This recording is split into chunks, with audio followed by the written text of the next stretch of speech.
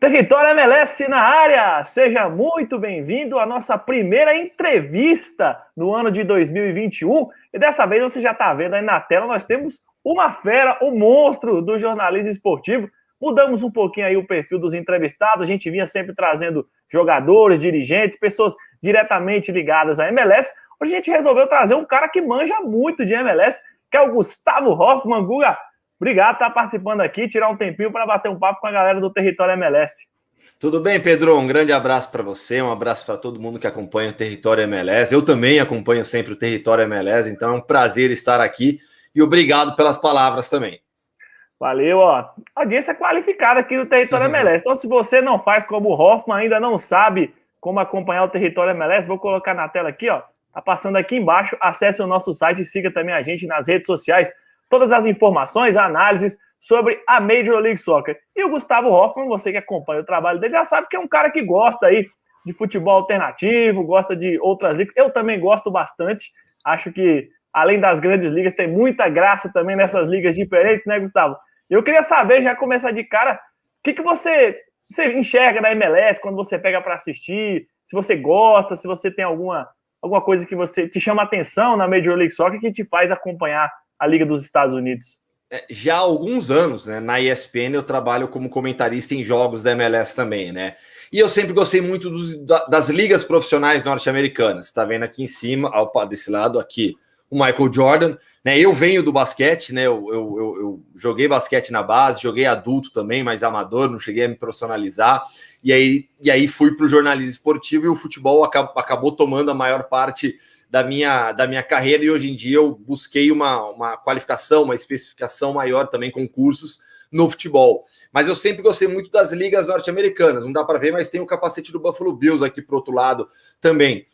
Então, assim, o meu interesse pela MLS, ele foi natural, sabe? De alguém que já acompanha muito NBA e NFL, que gosta de Major League Baseball, que gosta de National Hockey League, que assiste muito esporte universitário dos Estados Unidos, basquete principalmente, mas também futebol, que lá nos primórdios da ESPN, quando a ESPN chegou no Brasil, eu assisti até lacrosse quando passava. Então, assim, eu sempre fui muito ligado aos esportes profissionais dos Estados Unidos. Desde que a MLS surgiu, meu interesse, então, foi natural.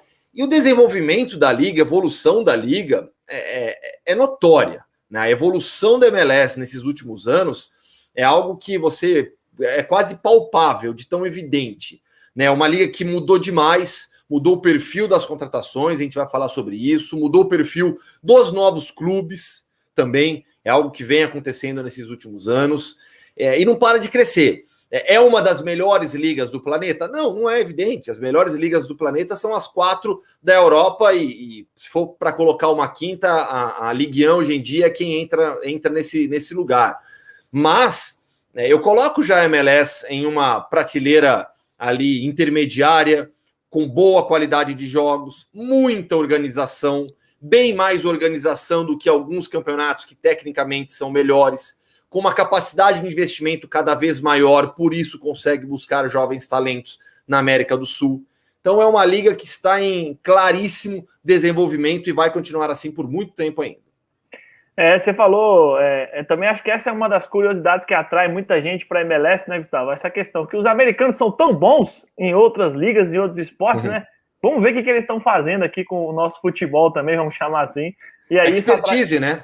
Expertise em organização. E quando eu também entrevisto com muitos jogadores, né, eu tenho o quadro lá no YouTube da ESPN Brasil, o Entrevista aí Hoffmann, né, e recentemente eu bati um papo com o Arthur, né, e o Arthur, ele, jogador do Columbus Crew, ele ressaltou muito isso, né? A questão da organização, né? E quando você fala com outros jogadores, eu entrevistei recentemente também o Marquinhos Pedroso, que passou pela MLS, né? Todo mundo bate muito nessa tecla da organização, do profissionalismo, como as coisas são todas muito bem feitas, e aí isso é realmente expertise esportiva que eles têm.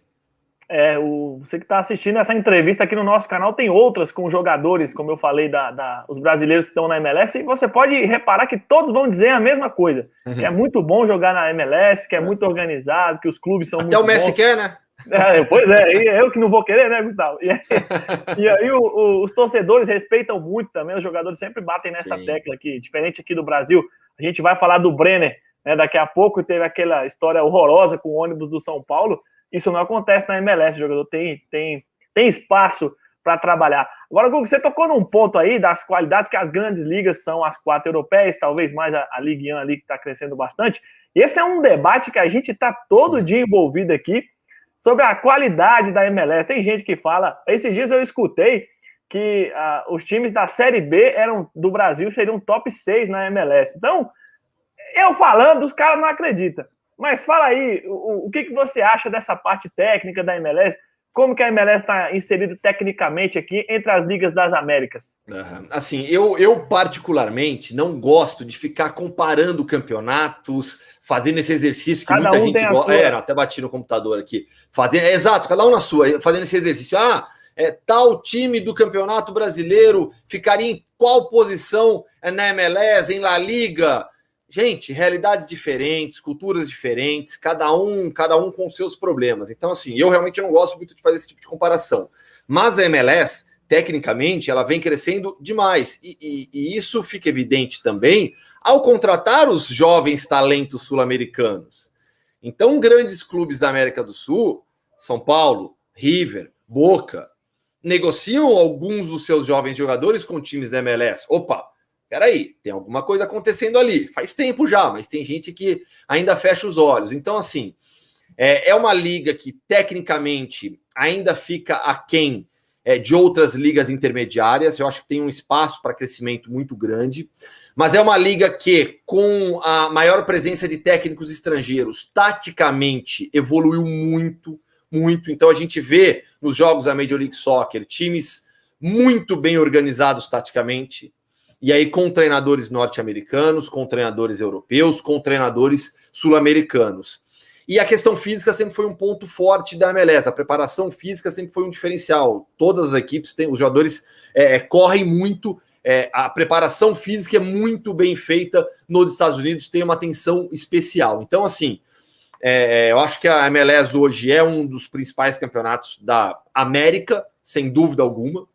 A gente tem o Campeonato Brasileiro, o Campeonato Argentino, o Campeonato Mexicano como os 3 melhores tecnicamente, mas a MLS aos poucos vai tentando subir o nível também.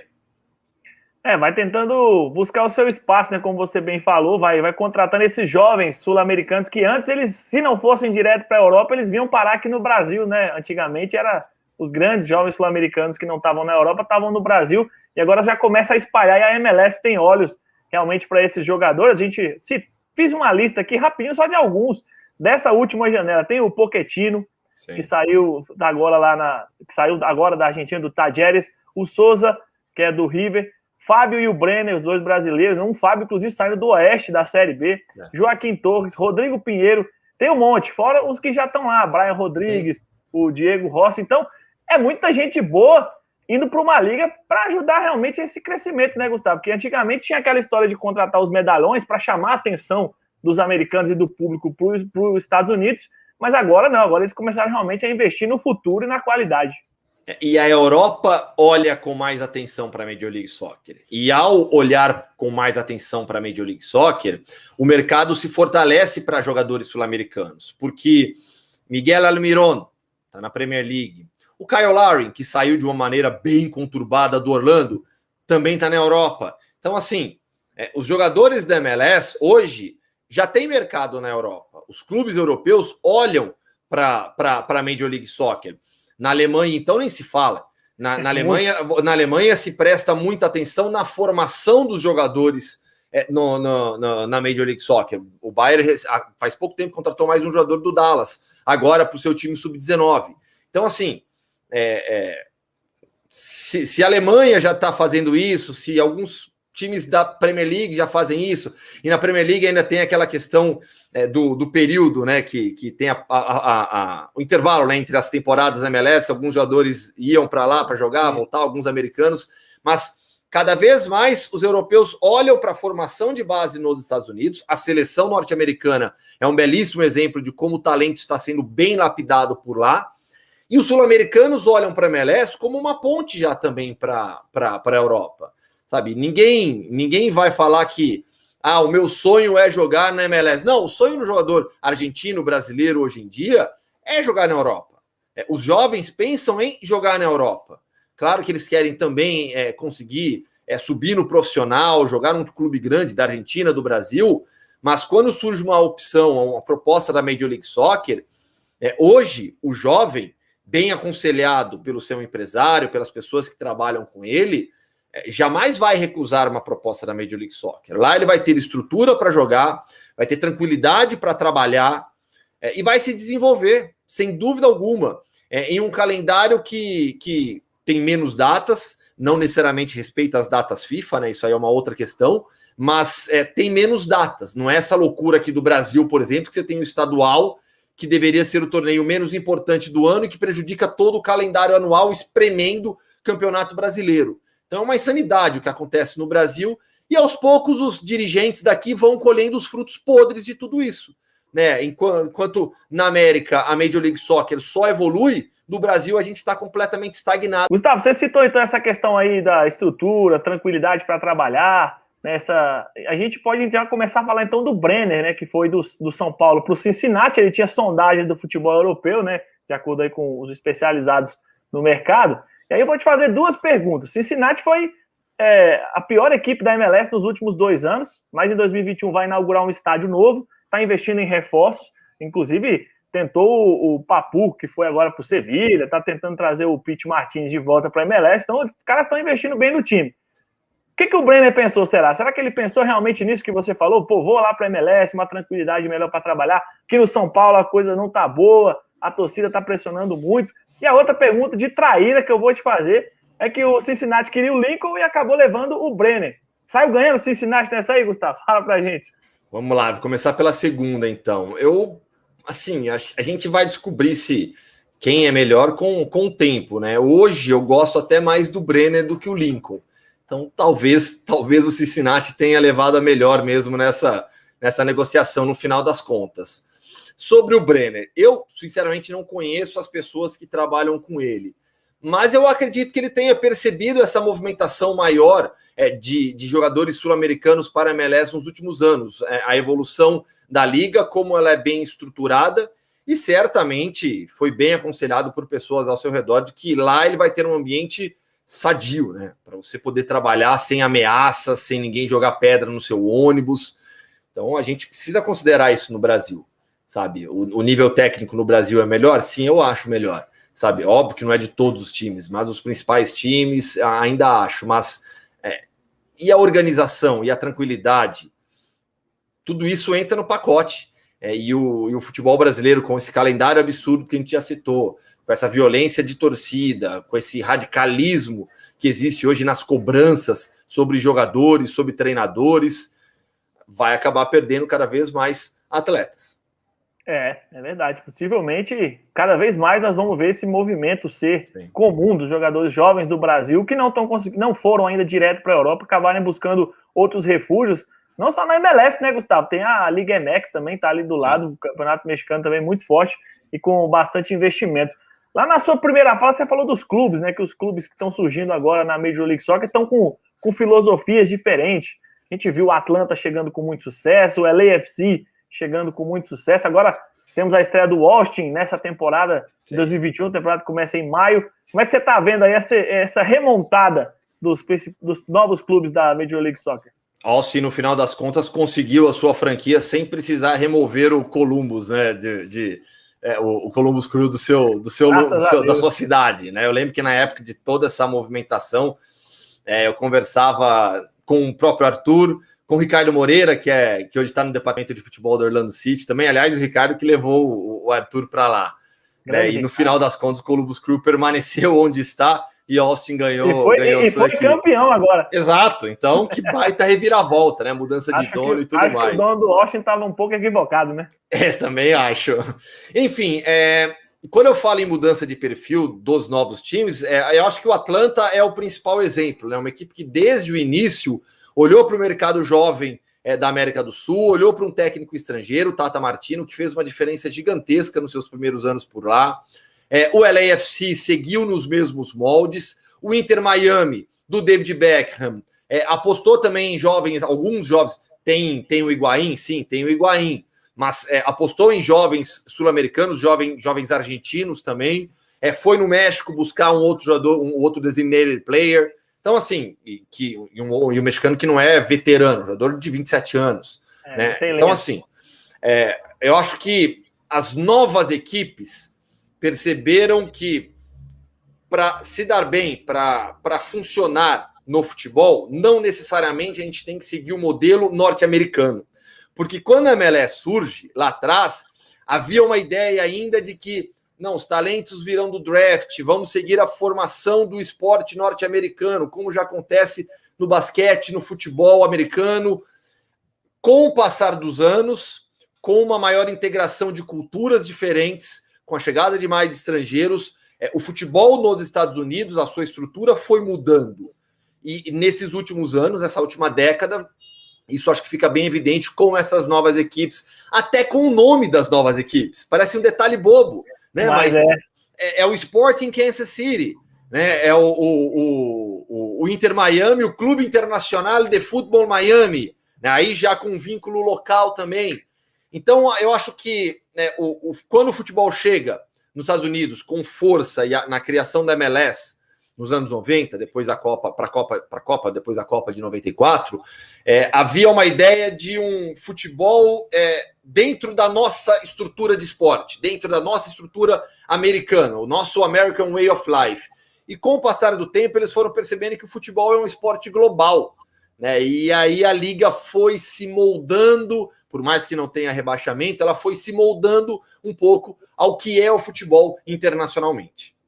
Exatamente. A gente já vai tocar nesse ponto do draft, mas antes eu quero saber se você concorda com uma coisa que a gente costuma analisar aqui, que o Atlanta do Tata, ele foi o turning point, né, o ponto de mudança principal assim que faltava para que essa nova filosofia de contratações viessem para a MLS. Que ele chega, o Tata Martino, treinador sul-americano, consagrado, e ele traz vários jovens, aposta em vários jovens jogadores, e esses caras explodem na Major League Soccer e o Atlanta conquista rapidamente um título e se torna rapidamente uma das principais equipes. Eu acho que o Atlanta é sim o principal fator da mudança, né? Digamos, eu acho que é uma mudança que estava começando a acontecer e com o Atlanta teve o pico, porque a gente tem casos, por exemplo, Nicolás Lodeiro, né? O Lodeiro é um jogador que causou um impacto grande na MLS, no Seattle Sounders, desde o início, né? Um sul-americano que não saiu jovem daqui, mas saiu com uma idade boa ainda. Agora eu não lembro, sinceramente, com quantos anos que o Lodeiro chegou na MLS, mas não era velho, não era veterano, não era um jogador experiente, já de 30 e poucos anos, bem longe disso ainda. Sabe, com carreira em Corinthians, Botafogo, Boca Juniors. Então, eu acho que o Lodeiro já foi um dos exemplos de como o mercado começou a mudar, e o Atlanta, sim. O Atlanta, com uma filosofia completamente diferente, causou um impacto enorme na liga, a ponto de na primeira temporada já ir tão bem. Lodeiro que foi para Seattle, e Seattle é demais, né? Os caras lá são muito bons em... eu sempre adorei fazer jogos do Seattle, lá no CenturyLink Field, né? Lotado, o estádio mais barulhento que tem. A torcida do Seattle Sounders é apaixonada, e a história do Seattle Sounders vai muito além da MLS, né? O vínculo que o Sounders tem com a cidade. Exatamente. Você pode ler o livro do Seattle Sounders, tem aí na editora Grande Área, e tem também várias histórias curiosas do Seattle Sounders aí. O time já existe, ó. Inclusive, uma curiosidade para você que está assistindo, bônus aqui, ó. O Seattle foi o último time a disputar a CONCACAF Champions League antes da criação da MLS. O Seattle já existia naquela época na outra divisão. Agora, e faz com o Portland Timbers, para mim, um dos clássicos mais legais que tem, assim, aí do mundo inteiro, sem querer colocar o clássico no mesmo tamanho dos maiores do mundo, mas pela peculiaridade da região, tem a Cascadia Cup, que é muito legal. Então, assim, a disputa das duas torcidas é espetacular. Eu gosto pra caramba dos jogos entre Sounders e Timbers. E dois rivais que usam as mesmas cores, verde, né? Isso é raro da gente ver. Você, como um cara que vem do esporte norte-americano, você vem do basquete, você gosta muito de NFL, quem te acompanha sabe. O basquete, você tem um podcast na ESPN que você faz com o Giovannone, que é bem legal. Você está sempre ligado nos esportes americanos. Como você vê o draft? Porque muita gente é contra os times da MLS ainda se importarem um pouco com o draft. Mas mesmo aqueles que torcem o nariz, tem que aceitar que ainda vem alguns bons jogadores de lá, né, do college. Mas algumas equipes, por exemplo, como o Philadelphia, que é um time que investe muito na base, abre mão das suas escolhas. Já há 2, 3 temporadas não escolhe ninguém vindo do college. Como você acha que é esse sistema, Gustavo? Hoje ele é praticamente idêntico ao da NFL, ao da NBA. Você acha que tinha que dar uma adaptada, tinha que acabar? Você acha que deveria continuar? Sem radicalismo, sabe? Eu acho que não tem que acabar de maneira alguma, é algo que faz parte da cultura norte-americana. As universidades, as faculdades norte-americanas continuarão com seus times de soccer. Então, de maneira alguma, o draft tem que acabar, tem que continuar. Mas também não dá para você viver de draft. Isso todo mundo já sabe na Major League Soccer, diferentemente do passado, quando achavam que do draft, do college, viriam grandes jogadores. Ainda saem alguns bons jogadores, mas está claro para todo mundo que a formação de base é mais importante. Até para você conseguir trabalhar bem na questão salarial com os homegrown players. É um fator importante também no seu salary cap hoje em dia na Major League Soccer. Então, tem que acabar o draft? De maneira alguma. Vai ser a principal fonte de jogadores para os times? Também não. Então, equilíbrio. E aí cada clube trabalha da melhor maneira possível.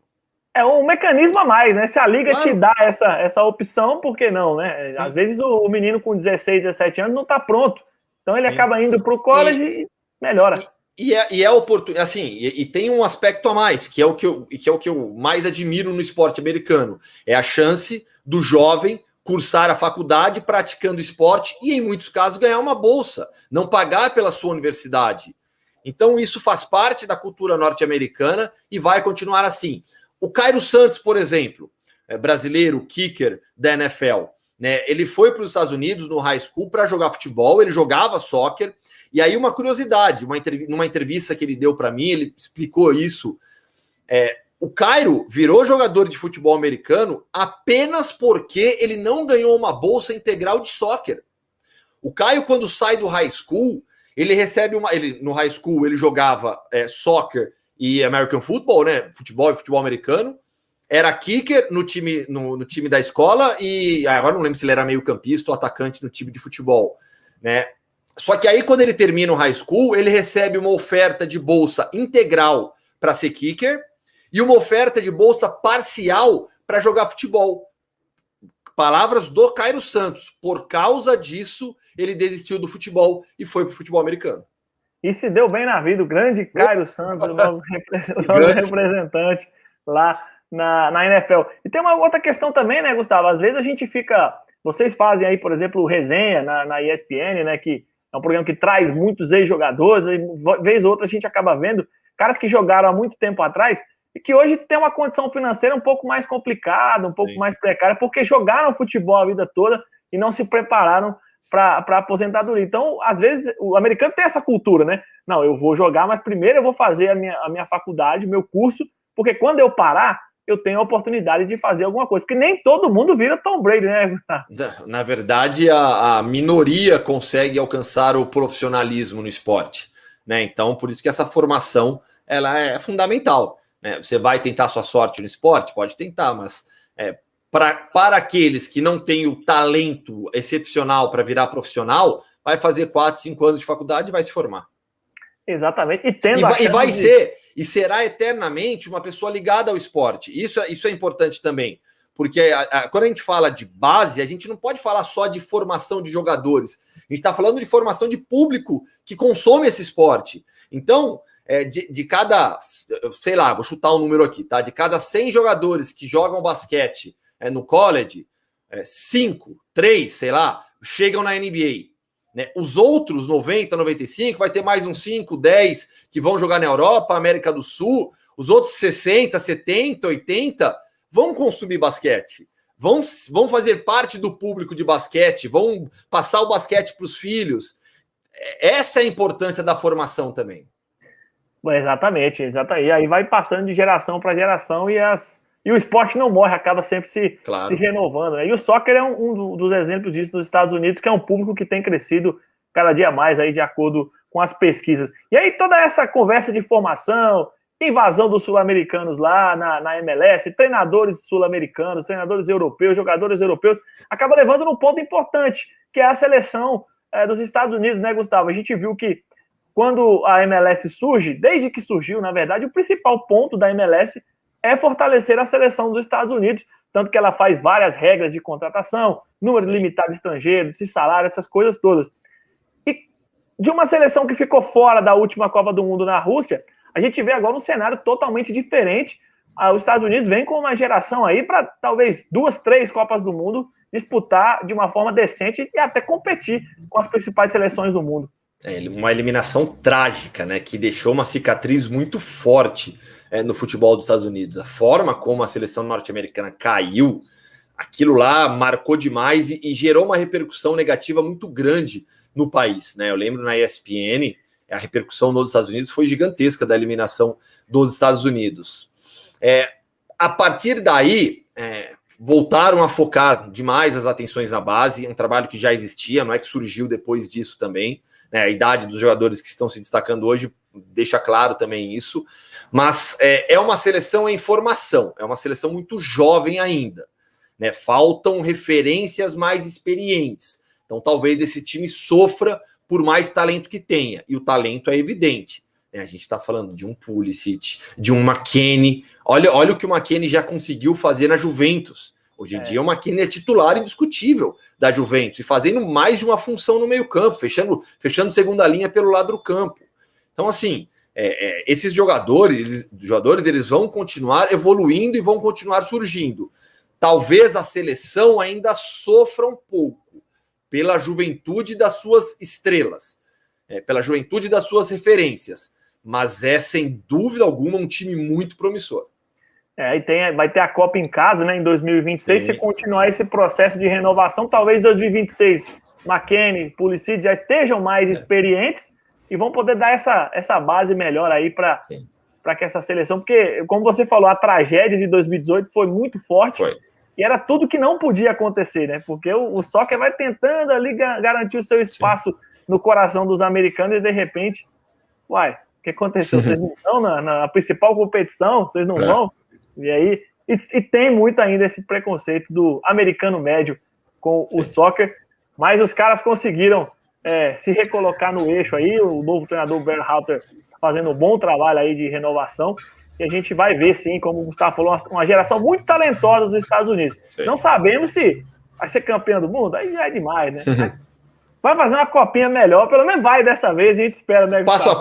Passo a passo, a evolução, ela não adianta você dar um salto, depois você vai cair, sabe? Passo a passo, com calma, trabalhando muito bem essa geração. Tem tudo para dar certo, tem tudo.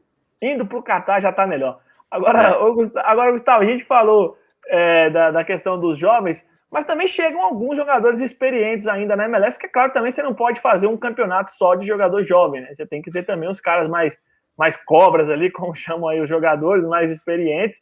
E a gente viu chegando o Pato, né? E tem uma especulação também do Shawcross, do Stoke City, que pode estar vindo para a MLS já ainda na temporada de 2021. A temporada começa em maio.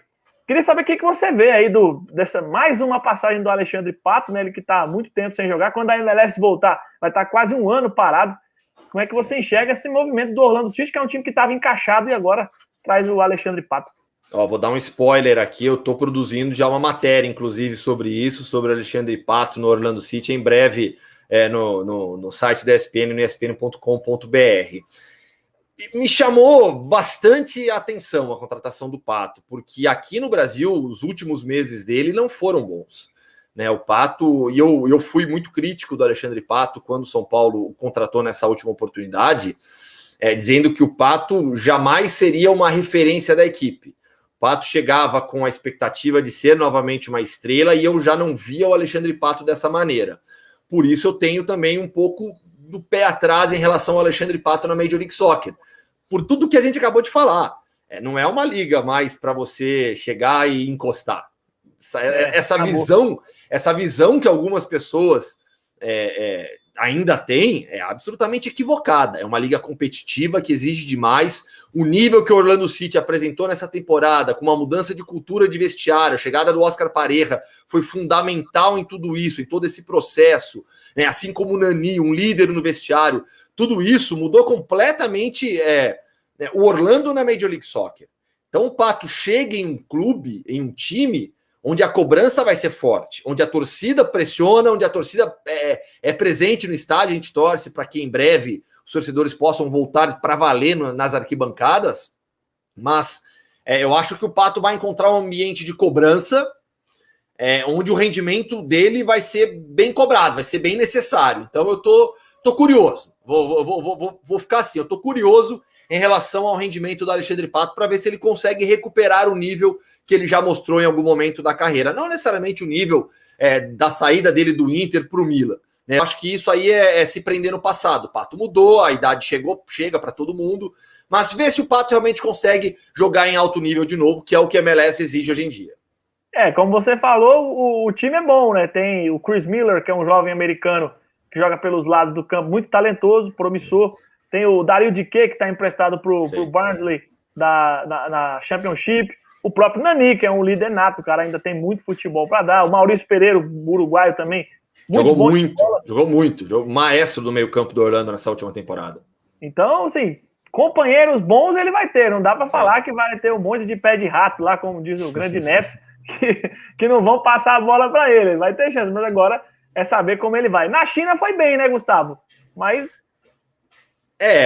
eu acho que não é necessariamente a melhor referência, não. É esperar. Vamos esperar. Tem que esperar. Talento, o Pato já mostrou que tem. Eu acho que vai depender muito da atitude dele também, né? Da vontade em fazer as coisas darem certo em Orlando. Eu tô como todo mundo também. Eu tenho o pé atrás, mas torço muito para dar certo. Gosto muito do Alexandre Pato. A repercussão positiva da contratação dele foi muito grande, né? Nas mídias sociais. Até o Diogo Couto, que é assessor do Orlando, ele publicou no Twitter, né? O número de interações que a contratação do Pato gerou com as mídias sociais do Orlando. Exato, foi algo absurdo, né? Porque é ainda um jogador muito famoso. Muito famoso, exatamente. E todo mundo sabe que tem talento, né? Se conseguir encaixar, focar certinho, ficar bem, exato, bem fisicamente, é um cara que ainda tem muito para render. Gustavo, então para encerrar esse papo maravilhoso com você, eu queria te perguntar como você enxerga a MLS aí nos próximos anos, médio e longo prazo. Você acha que é uma liga que vai se estabilizar como um campeonato exportador, né? Um campeonato que pega e exporta para a Europa, ou vai alcançar um nível mais alto? Vai ganhar uma Conca Champions do México, pelo amor de Deus, me diz que sim. Vai ganhar. A Conca Champions vai chegar nesse novo formato ainda, vai dar certo. Em algum momento, uma equipe norte-americana vai ganhar. Nesses últimos anos, foram grandes times que saíram na MLS para jogar com Conca Champions. Atlanta United, LAFC, o Seattle Sounders, o próprio Columbus Crew. Então, assim, não necessariamente todos conseguiram boas campanhas, mas vai chegar. O título da Conca Champions vai voltar. Vai voltar para a MLS em breve. Das últimas 5 já está melhor do que nada, né? Então igual aquela história que a gente fala aqui na América do Sul da Libertadores, né? Para ganhar a Libertadores você tem que jogar todo ano, aí uma hora vai dar certo, uma hora você ganha. Então na Conca Champions as coisas vão dar certo também para os times da MLS em algum momento e em breve, eu acho. A médio e longo prazo eu vejo a MLS continuando a sua evolução, se estabelecendo como permanecendo como já é uma das principais ligas do continente. Eu acho que tecnicamente o campeonato vai melhorar bastante e vai se fortalecer a ponto de se colocar numa segunda prateleira do futebol mundial, porque é realmente um campeonato muito organizado. Boa, então tá aí. Você gostou da entrevista com o Gustavo Hoffmann? Se inscreve aqui no nosso canal do Território MLS. Dá o like, né? Boa, o Gustavo é youtuber também, ele sabe como é que funciona. Dá o like, se inscreve, ativa o sininho. Acesse aqui os outros vídeos, tem entrevista com o Bressan, com o Judson, Thiago Santos, sei que é o palmeirense, tá com saudade aí do Thiago Santos. Tem entrevista com o Thiago Santos aqui também. Tem os brasileiros que estão na segunda divisão. Sim. Tem o nosso debate toda terça-feira, a gente traz um assunto quente aí da MLS. Nessa última semana, inclusive, foi bem legal, a gente falou mais sobre o mercado, a gente trouxe o Caio Nascimento do Futuri e o Anderson Moura, que mora lá em Toronto, jornalista, que trabalhou também na televisão brasileira, ele manja muito de MLS, então você tem muito conteúdo aqui e acesse também o nosso site e as nossas redes sociais. Gustavo, eu tenho só que te agradecer por essa participação aqui, volte sempre, a gente espera ver você aí. Esse ano não tem concorrência, esse ano MLS é só na ESPN, a gente espera que você faça muitas partidas aí, porque a gente gosta quando vai comentarista de alto nível trabalhar nos jogos da Major League Soccer. Mais uma vez, obrigado pelas palavras, eu gosto realmente da Major League Soccer e tem muito soccer aí pela frente ainda, tem muito futebol nos Estados Unidos para a gente comentar e assistir. Valeu, um grande abraço, obrigado. Valeu, Território MLS, hein? 100% soccer. Tchau.